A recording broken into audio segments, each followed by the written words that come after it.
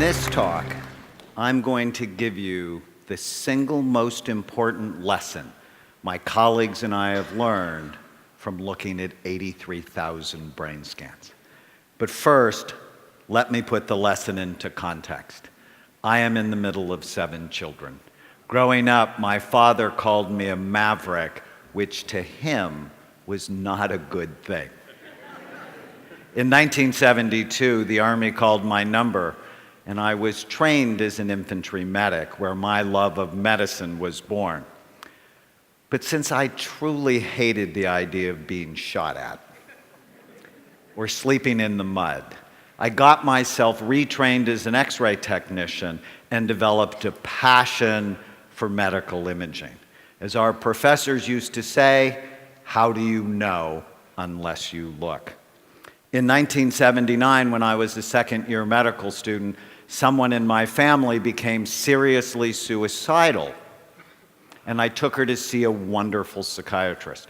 Over time, I realized that if he helped her, which he did, it would not only save her life, but it would also help her children and even her future grandchildren, as they would be shaped by someone who is happier and more stable. I fell in love with psychiatry because I realized it had the potential to change generations of people.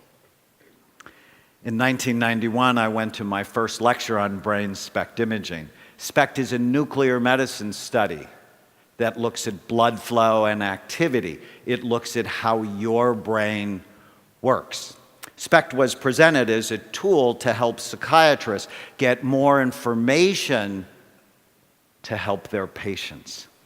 In that one lecture, my 2 professional loves, medical imaging and psychiatry, came together and quite honestly revolutionized my life. Over the next 22 years, my colleagues and I would build the world's largest database of brain scans related to behavior on patients from 93 countries.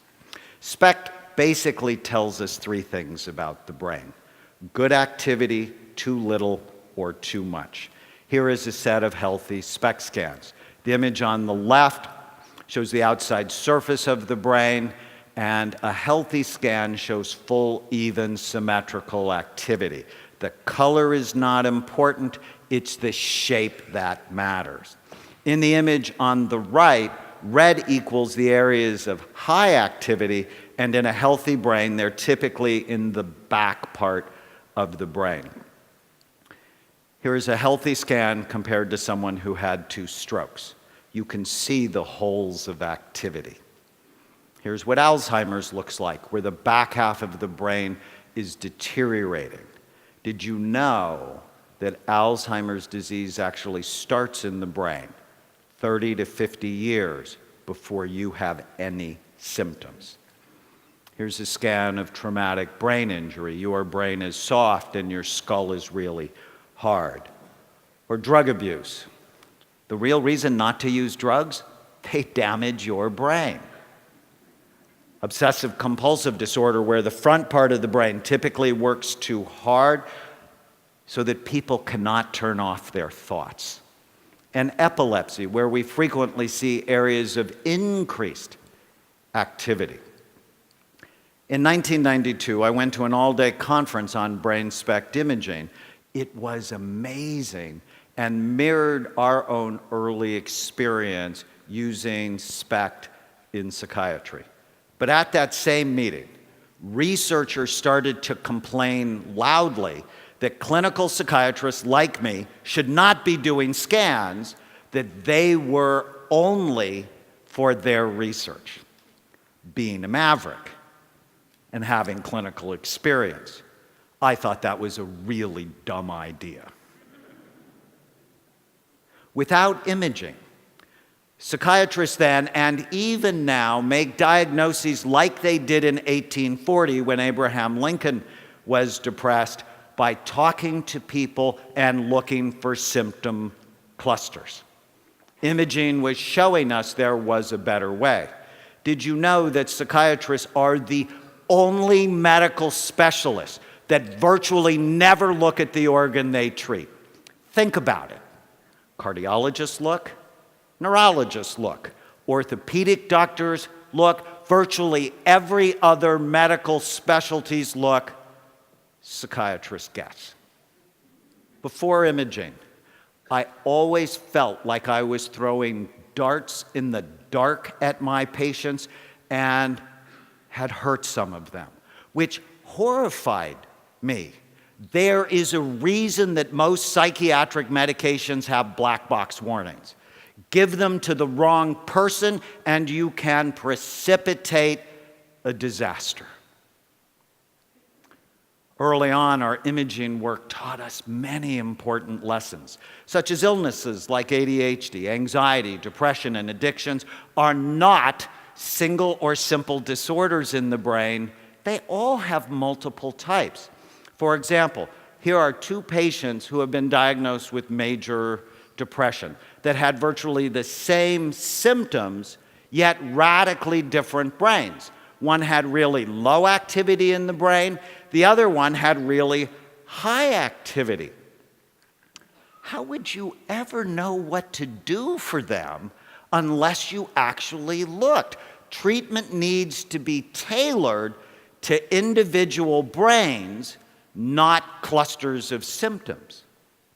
Our imaging work also taught us that mild traumatic brain injury was a major cause of psychiatric illness that ruined people's lives, and virtually no one knew about it because they would see psychiatrists for things like temper problems, anxiety, depression, and insomnia, and they would never look, so they would never know.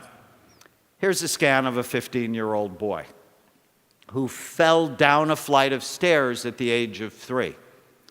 And even though he was unconscious for only a few minutes, there was nothing mild about the enduring effect that injury had on this boy's life. When I met him at the age of 15, he had just been kicked out of his 3rd residential treatment program for violence.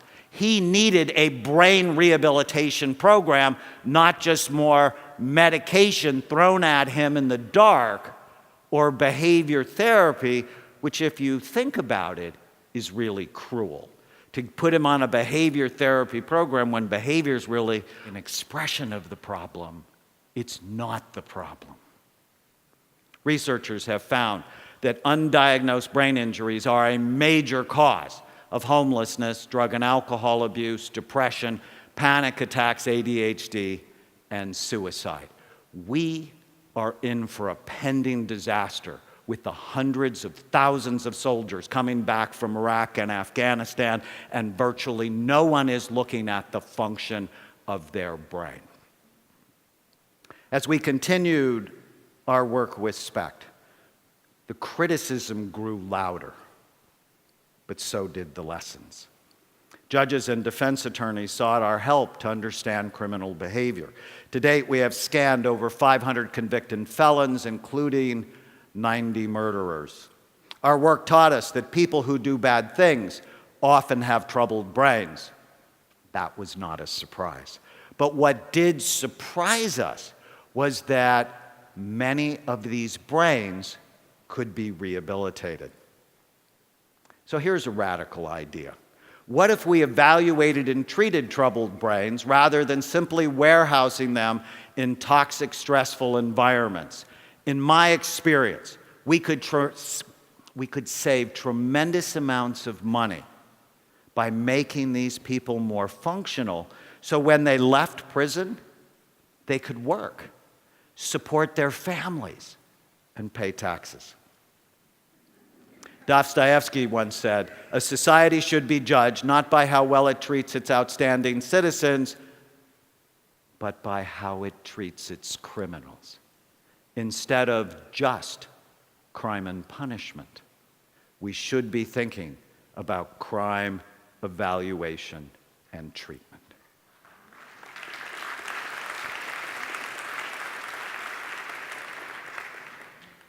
So after 22 years and 83,000 scans, The single most important lesson my colleagues and I have learned is that you can literally change people's brains.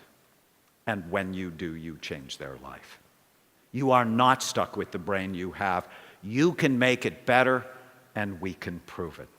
My colleagues and I performed the first and largest study on active and retired NFL players, showing high levels of damage in these players at a time when the NFL said they didn't know if playing football caused long-term brain damage. The fact was they didn't want to know. That was not a surprise. I think if you get most thoughtful 9-year-olds together and you talk about the brain is soft, about the consistency of soft butter, it's housed in a really hard skull that has many sharp bony ridges, 28 out of 30 9-year-olds would go, probably a bad idea for your life.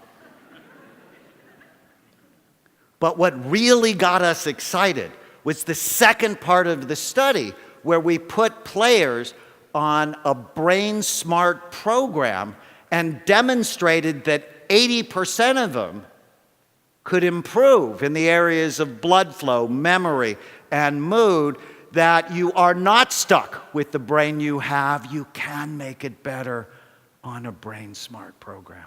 How exciting is that? I am so excited. Reversing brain damage is a very exciting new frontier, but the implications are really much wider. Here is the scan of a teenage girl who has ADHD, who is cutting herself, failing in school, and fighting with her parents. When we improved her brain, she went from D's and F's to A's and B's and was much more emotionally stable. Here's a scan of Nancy. Nancy had been diagnosed with dementia, and her doctor told her husband that he should find a home for her because within a year she would not know his name. But on an intensive brain rehabilitation program, Nancy's brain was better, as was her memory. And 4 years later, Nancy still knows her husband's name. Or my favorite story to illustrate this point is Andrew, a 9-year-old boy who attacked a little girl on the baseball field for no particular reason, and at the time was drawing pictures of himself hanging from a tree and shooting other children. Andrew was Columbine, Aurora, and Sandy Hook waiting to happen.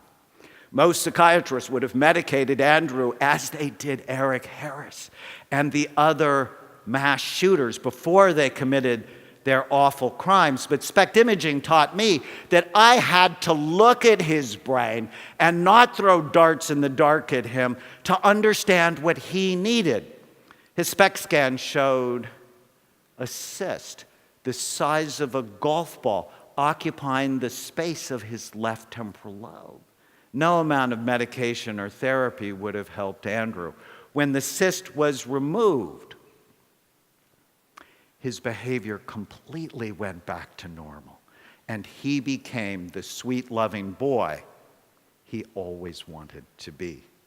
Now, 18 years later, Andrew, who is my nephew, owns his own home, is employed, and pays taxes.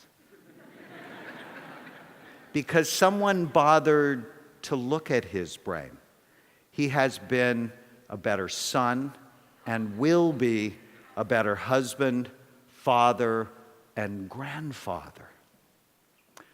When you have the privilege of changing someone's brain, you not only change his or her life, you have the opportunity to change generations to come.